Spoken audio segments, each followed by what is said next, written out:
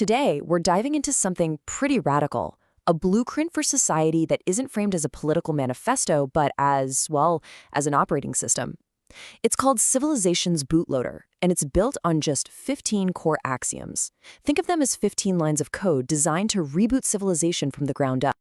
And that's a huge question, right?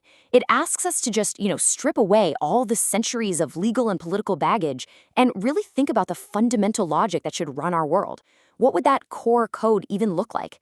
Well, this framework has an answer, and it's both brutally simple and, as you'll see, incredibly complex. So let's try and unpack this. We're going to treat it just like a piece of software and look at its internal logic, layer by layer.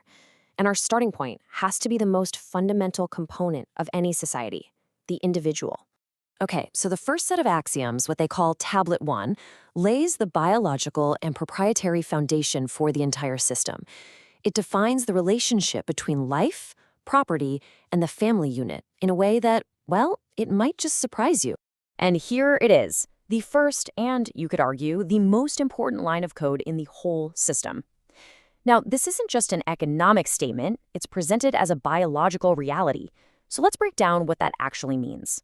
The implication here is, well, it's huge.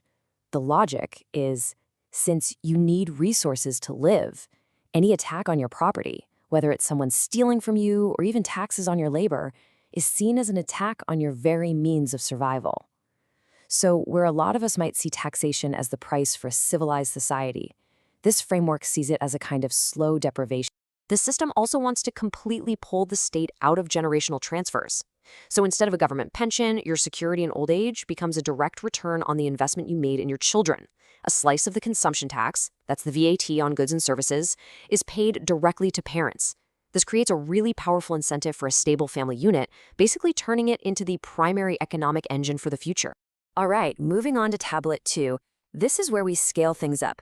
We're taking those individual principles and applying them to the state itself. And the goal? To create a state where citizens are not just subjects, but actual shareholders. And this line of code?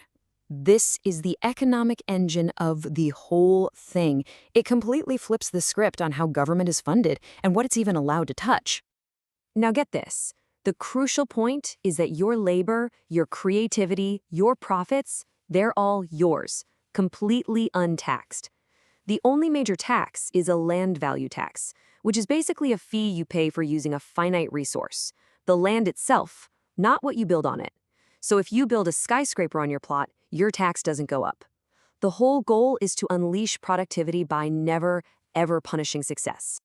And this is what they mean by the shareholder state. It's not just a fancy name. While the state does collect a consumption tax, a VAT, a full 50% of it goes straight back to the people as a citizen dividend.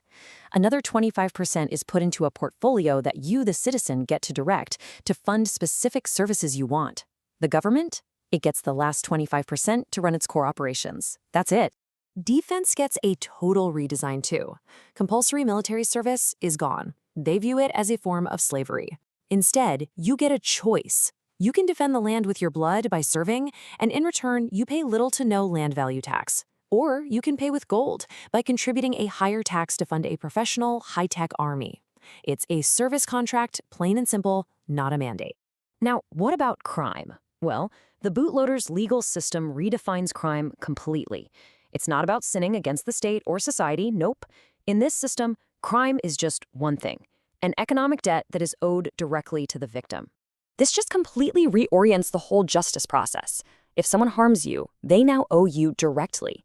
As the victim, you actually own the legal claim, and the entire goal is to make you whole again. And prison? It's not really for punishment. Think of it more like a last resort workplace, where an offender's labor goes towards repaying their debt to you. I mean, when you put them side by side, the difference is just, it's night and day, really. Instead of a system that costs taxpayers a fortune to punish criminals, this system requires the criminal to bear the cost of repaying their debt to the victim. The focus shifts entirely from state-led vengeance to victim-centered economic justice. Okay, so we're on to the final piece of the puzzle, Tablet 3. How does a state like this deal with the rest of the world? Its foreign policy is designed to be non-aggressive, predictable, and frankly, incredibly attractive to global commerce.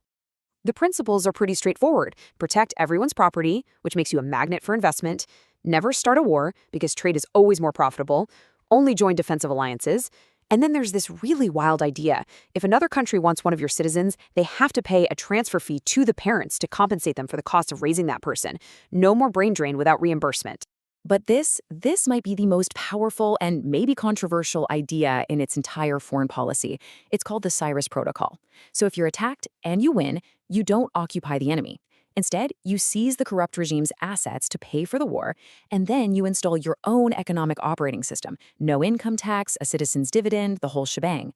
The idea is that the enemy's population becomes your greatest ally overnight, because you've essentially made them rich and free.